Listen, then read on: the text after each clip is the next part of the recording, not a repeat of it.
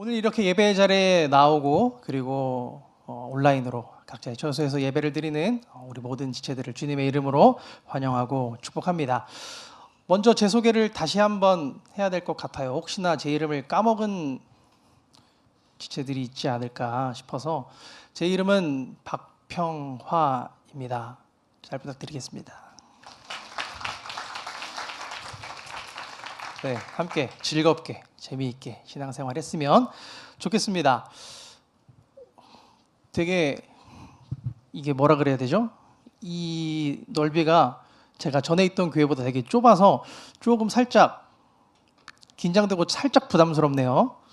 그래서 이 부담감을 잠깐 풀고 싶은데 제가 인사를 두 가지 정도로 나눠서 해요. 제가 인사를 크게 두 가지로 나눠서 하는데 아동부 때 하던 인사와 아동부 사역할 때 하던 인사와 이제 중등부, 청년부 때 하던 인사 두 가지로 나뉘는데 오늘은 조금 많이 부담이 되니까요. 아동부 때 하던 인사로 이렇게 좀 풀어봤으면 좋겠습니다. 이렇게 했습니다. 손가락 다 들고요. 손가락 다 들고 옆에 있는 지체들과 그리고 앞뒤 있는 지체들과 이렇게 인사했으면 좋겠습니다. 샬롬, 샬롬. 이렇게 너무 내 옆에만 있는 지체들과 인사하면 좀 서운하겠죠. 멀리 내가 아는 지체들에게도 인사했으면 좋겠습니다. 샬롬.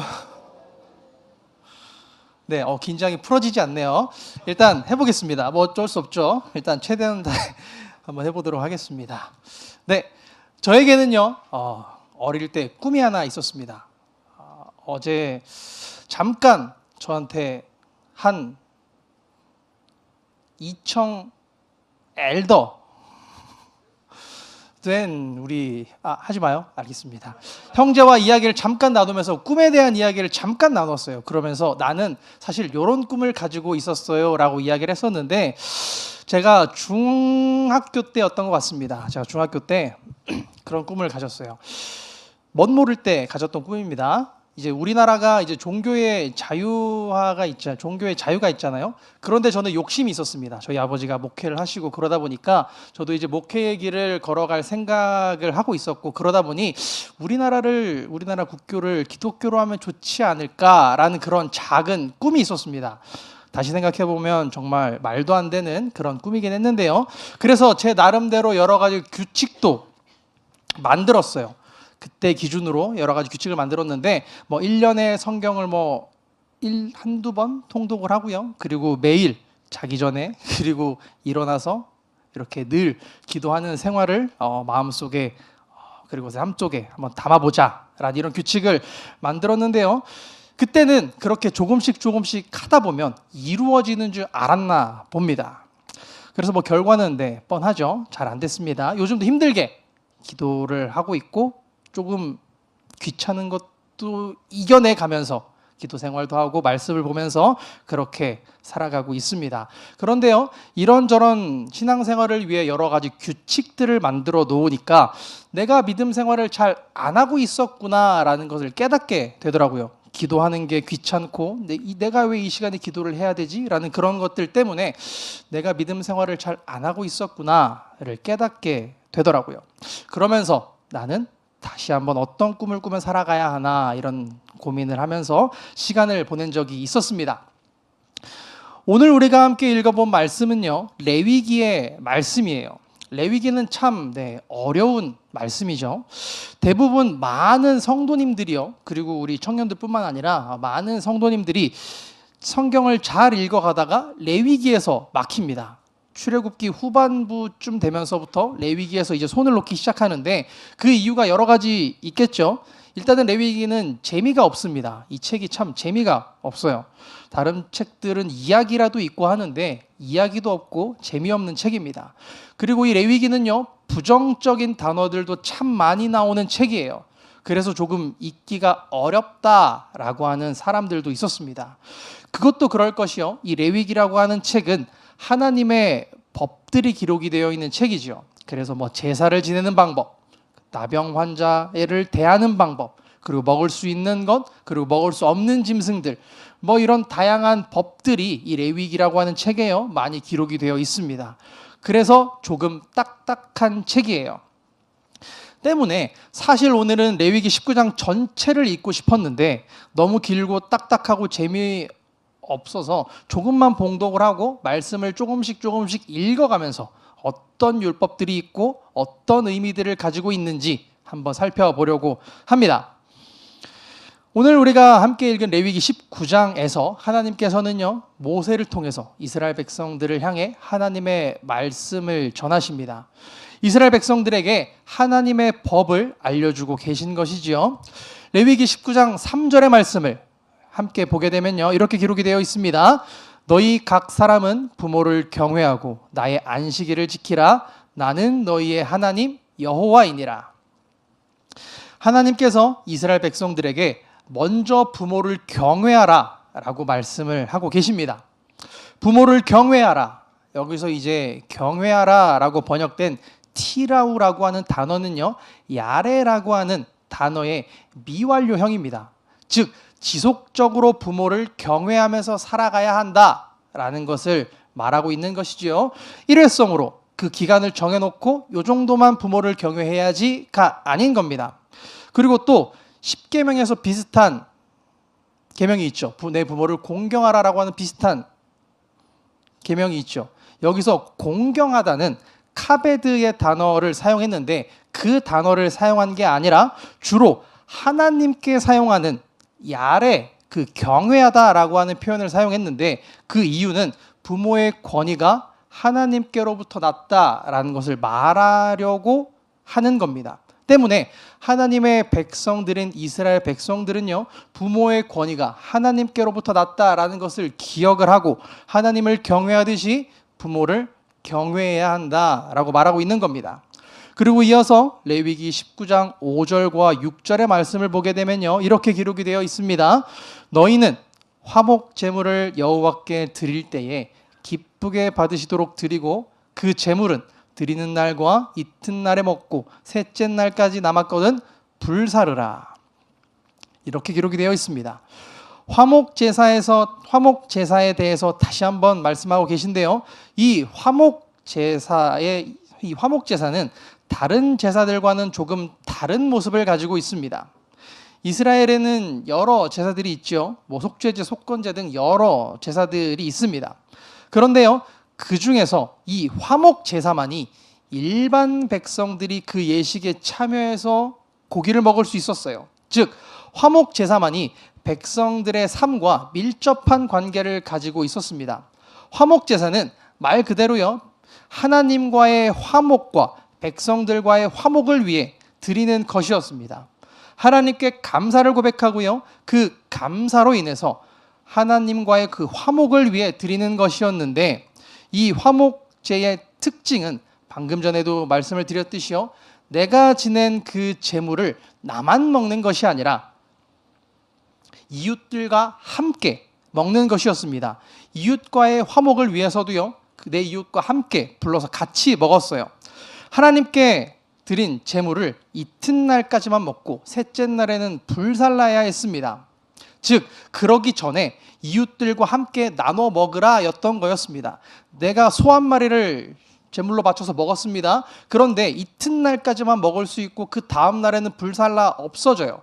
그럴 때는 어떻게 해야겠습니까? 빨리빨리 그 제물을 이웃들과 나눠 먹어야겠죠. 그런 겁니다. 이런 화목제가 가진 두 가지 목적은 이야기했던 것처럼 음식을 나눠 먹는 것에 있었고요. 그리고 그보다 먼저는 하나님께 기쁨을 드리기 위한 목적이 있는 겁니다. 이웃들과의 화목과 하나님과의 화목, 이 두 가지를 위한 제사가 화목 제사입니다. 19장 말씀에서요. 1절에서 8절까지의 말씀을 보게 되면 하나님의 백성들이 지켜야 하는 종교적인 율법에 대해서 기록이 되어 있습니다. 19장의 주제는요. 너희는 거룩하라입니다. 하나님 앞에서의 거룩을 먼저 말씀을 하고 계신 겁니다. 이어서 11절의 말씀을 보겠습니다. 11절은 이렇게 기록이 되어 있는데요. 너희는 도둑질하지 말며 속이지 말며 서로 거짓말하지 말며 10계명 중에 8계명의 말씀을 인용을 한 것이죠. 이웃들과의 관계에 있어서 이웃의 물건을 훔치지 말아라 라는 것입니다. 당시에도요, 이웃의 물건을 훔치고 자신들이 안전하게 가지고 있기 위해서 거짓말을 하거나 속임수를 많이 사용했습니다. 지금 우리의 모습과 별반 다르지 않죠. 그래서 도적질을 먼저 이야기하고 그 뒤에 속이지 말라라는 말씀이 나오는 겁니다. 그리고 이어서 속이지 말고 거짓말하지 말라 말씀합니다. 이 거짓이라고 하는 것은요, 신실하신 하나님과는 반대되는 그런 성품입니다. 결국에는 하나님의 이름을 욕되게 하는 행위가 된다라는 것이죠. 때문에 하나님의 언약을 받은 백성들이 행하면 안 되는 것입니다. 이어서 레위기 19장 15절의 말씀을 보겠습니다. 19장 15절에는 이스라엘이 반드시 지켜야 할 여러 규례들 가운데 특히 이웃의 권리를 침해하지 말 것을 말하고 있는데요. 그리고 그것을 바로잡기 위한 최후의 수단으로 재판에 관해서 이야기를 하고 있습니다. 15절의 말씀을 보게 되면요, 이렇게 기록이 되어 있습니다. 너희는 재판할 때에 불의를 행하지 말며 가난한 자의 편을 들지 말며 세력 있는 자라고 두둔하지 말고 공의로 사람을 재판할지며 라고 기록이 되어 있습니다. 가난한 자와 세력 있는 자가 대조돼서 나오는데 재판에는요, 누구나 나올 수 있다라는 겁니다. 가난한 자든 부자든 세력 있는 자든 누구나 나올 수 있다라는 겁니다. 모든 부류들이 재판의 대상이 될 수 있다라는 것이지요. 그리고 어떤 사람이 나오던 간에 그 사람의 편을 들지 말라 하셨는데 하나님의 백성들의 재판에 있어서 어느 한쪽에 치우치지 말고 치우쳐서 판단하지 말라라는 겁니다. 재판에 있어서 그 기준이 가난하다고 그 사람의 편을 들어주지 말고 이 사람이 사회적으로 경제적으로 힘이 있다고 그 사람의 편을 들어주지 말라라는 겁니다. 오직 하나님의 공의로만 사람을 재판하라 말씀하시는 거지요. 그리고 이어서 레위기 19장 18절 말씀에 내 이웃을 내 몸과 같이 사랑하라 이렇게 기록이 되어 있습니다. 원수를 갚지 말며 동포를 원망하지 말며 내 이웃 사랑하기를 내 자신과 같이 사랑하라. 나는 여호와이니라. 예수님께서 이 계명을 사용하셨죠. 하나님을 사랑하는 첫째 되는 계명에 이어지는 큰 계명이라 말씀해 주셨습니다. 그리고 예수님께서 내 이웃의 범위를 누가복음에서요, 선한 사마리아 사람의 비유를 통해서 모든 사람들과 특별히 도움이 필요로 하는 사람들로 그 이웃의 범위를 정해 주셨습니다. 그리고 신약에 지속적으로 나오듯이 이 사랑이 율법의 완성이라 말씀하십니다. 여호와 하나님께서 사랑하심의 큰 본을 보여주셨고 그 사랑으로 율법을 완성하셨듯 그리스도인들, 본문 말씀에서는 하나님을 섬기는 하나님의 백성들은 이웃에게 도움을 주고 사랑을 전하는 삶을 살아가야 한다라는 것을 계명으로 말씀해 주고 계십니다.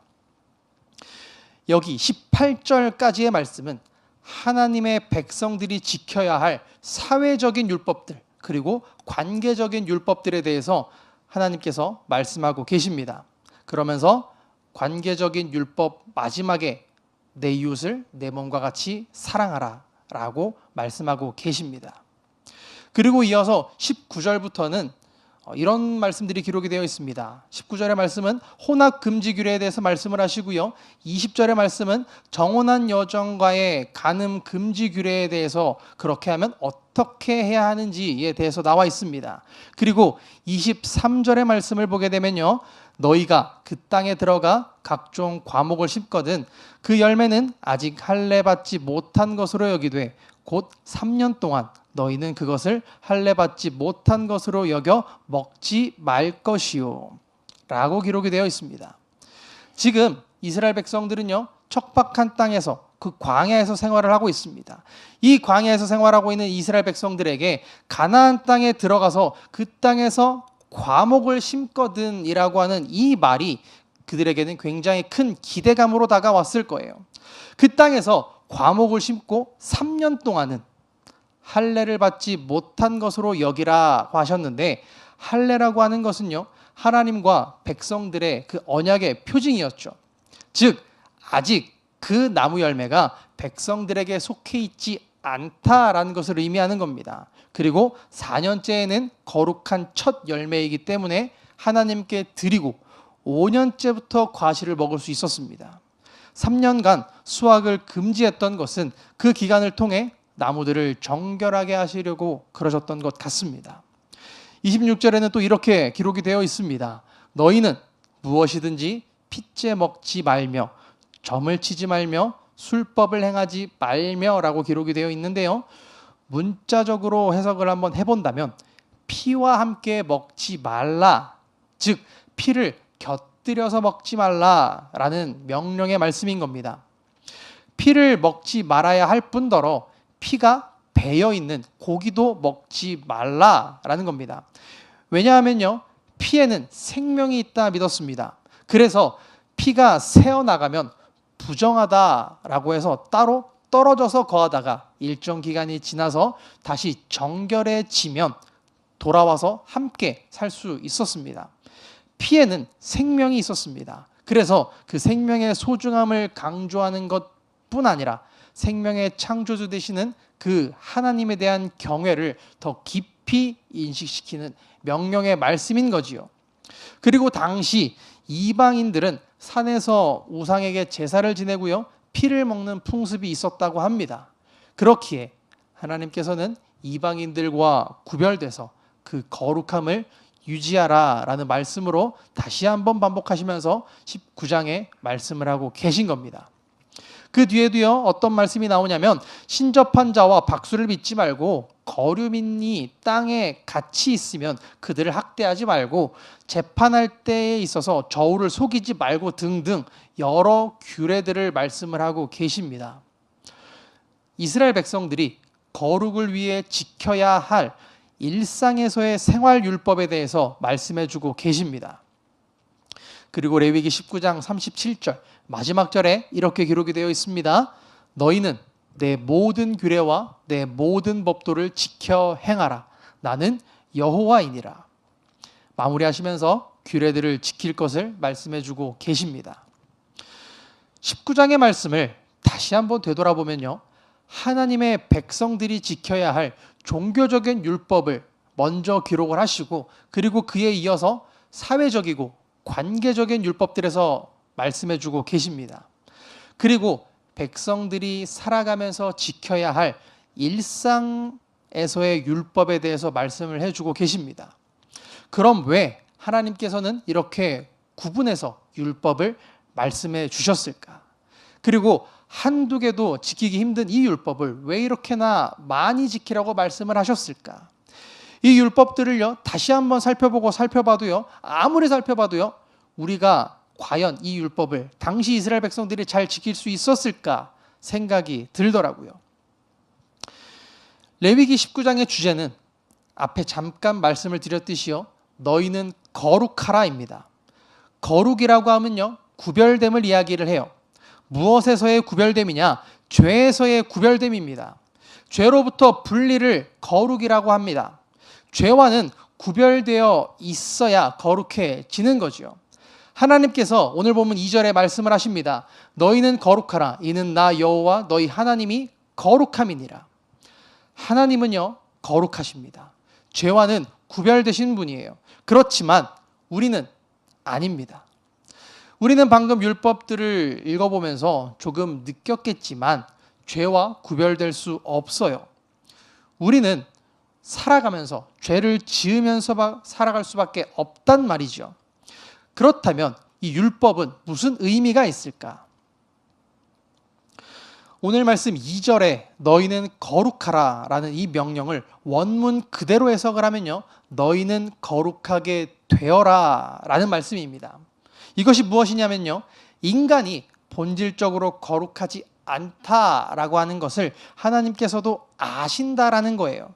인간의 본성을 아시기에 거룩하지 않다라고 하는 것을 하나님 역시 알고 계시는 겁니다. 우리는 지극히 불완전한 존재임을 하나님께서 말씀을 해주고 계신 거죠. 때문에 죄를 멀리하고 죄와는 구별되어서 거룩하게 되어야 한다라는 겁니다. 그래서 우리에게 율법을 주신 겁니다. 율법의 역할은 우리를 죄인으로 정죄하고 지은 죄를 통해서 우리를 처벌하기 위한 징벌의 역할이 아니지요. 수많은 율법들을 통해서 이것을 어기면 이런 벌을 받고 저것을 어기면 저런 벌을 받고 이런 징벌의 도구가 아닙니다. 그렇다면 율법의 역할이 무엇이냐? 율법을 통해서 죄를 깨달으라는 겁니다. 율법을 아무리 살펴봐도요, 그것을 어기지 못할 리 없습니다.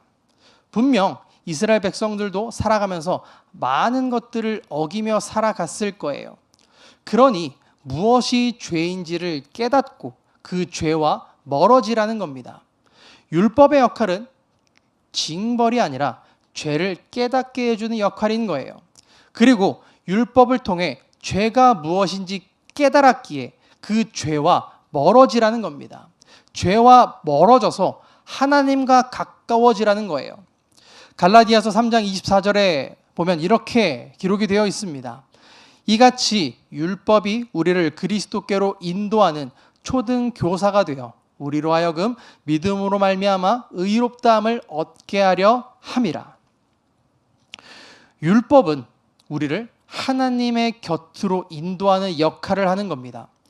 죄와 가까이 살아가고 있는 우리를, 그리고 세상과 연합해서 세상에 조금 더 치우쳐져 살아가고 있는 우리를 하나님의 곁으로 인도하는 것이 율법의 역할인 거예요. 너희는 거룩해져라 라는 말씀은 죄와 구별되고 거룩한 나와 함께하자라고 한 하나님의 말씀인 겁니다. 하나님께서는 죄와 멀어지고 하나님과 함께하는 그 화목을 이루려고 하시는 겁니다. 죄의 곁에 있는 우리를 하나님의 곁으로 인도해서 하나님과의 화목을 이루려고 하는 겁니다. 19장의 말씀을 다시 한번 살펴보면 하나님께서는 하나님의 백성들과 먼저 화목해지기를 원하셨습니다.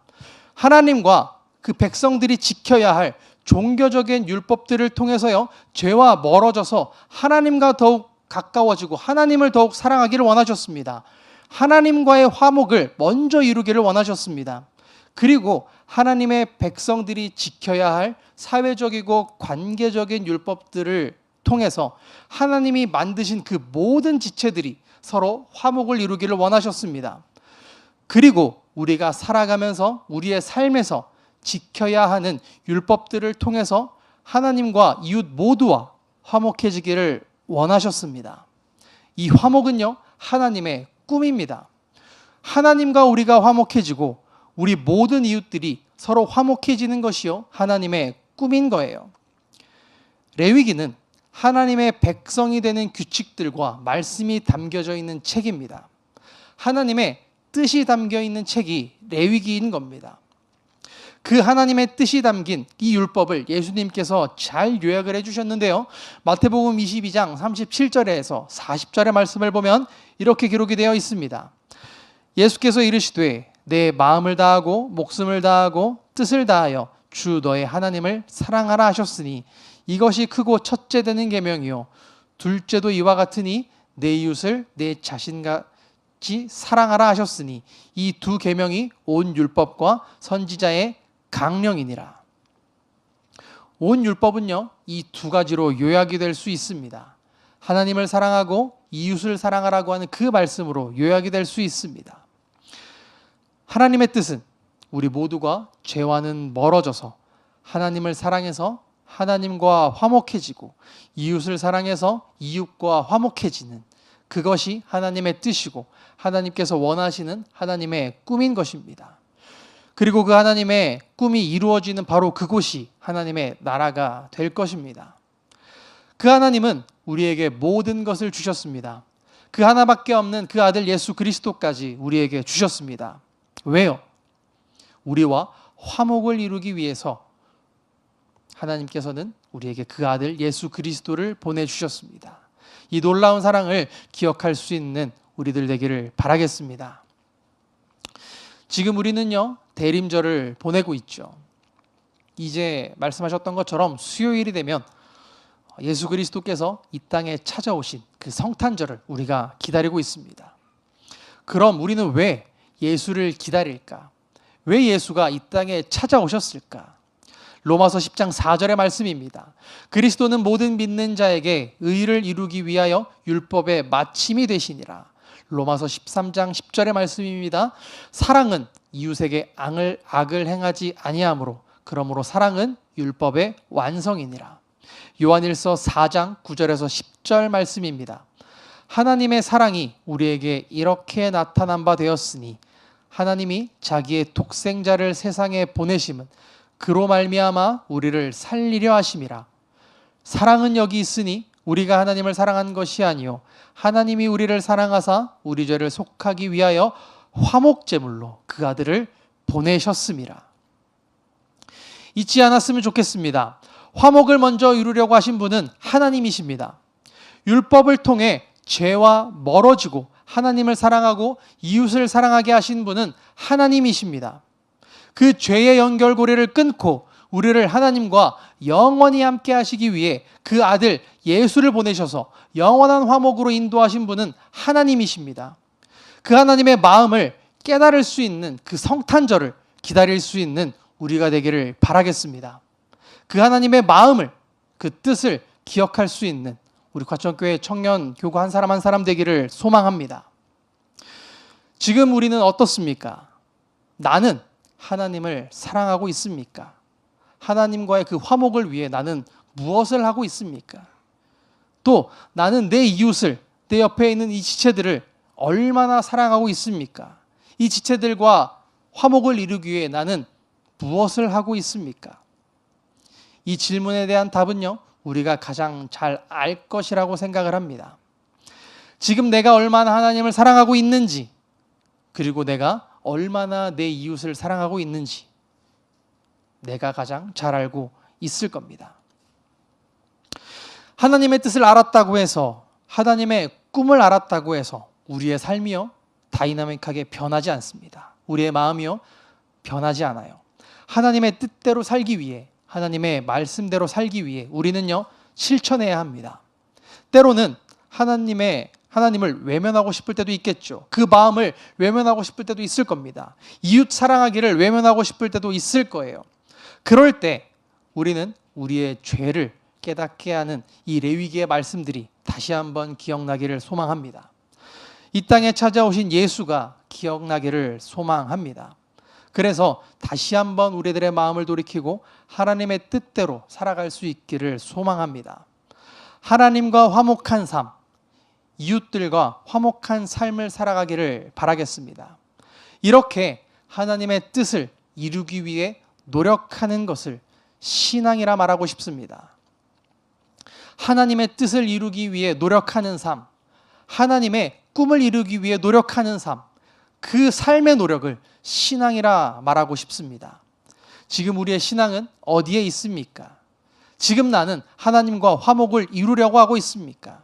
지금 나는 내 옆에 있는 나의 이웃들과 화목을 이루려고 하고 있습니까? 화목을 이룰 수 있는 우리 과천교회 청년부 되기를 소망합니다. 많은 일들이 있고요. 어려움들이 우리를 찾아올 수 있습니다. 우리가 살아가는 순간순간마다 불편함이 있을 수 있어요. 청년의 때에 받아들이기 어려운 그런 마음들이 우리에게 들 때도 있습니다. 그런 어려움들이 우리들에게 찾아오면 하나님을 먼저 외면하고 나의 이웃들을 먼저 외면합니다. 이것은요 정답이 아닙니다. 다시 한번 하나님의 뜻을 깨닫고 하나님을 붙잡는 것이, 하나님을 다시 한번 사랑하는 것이 우리의 정답이 되겠습니다. 하나님과 화목하기를 바랍니다. 오늘의 말씀을 기억할 수 있기를 바랍니다. 우리와 화목을 이루기 위해 모든 것을 주신 그 하나님의 그 사랑을 기억하기를 소망합니다. 하나님의 꿈을 기억하기를 바랍니다. 그 하나님의 꿈을 기억해서 우리 과천교회 청년부 모든 지체들이 하나님과의 화목을 이루고 내 옆에 있는 나의 이웃들과 화목을 이루며 살아가는 귀한 하나님의 백성들이 될 수 있기를 간절히 소망하겠습니다.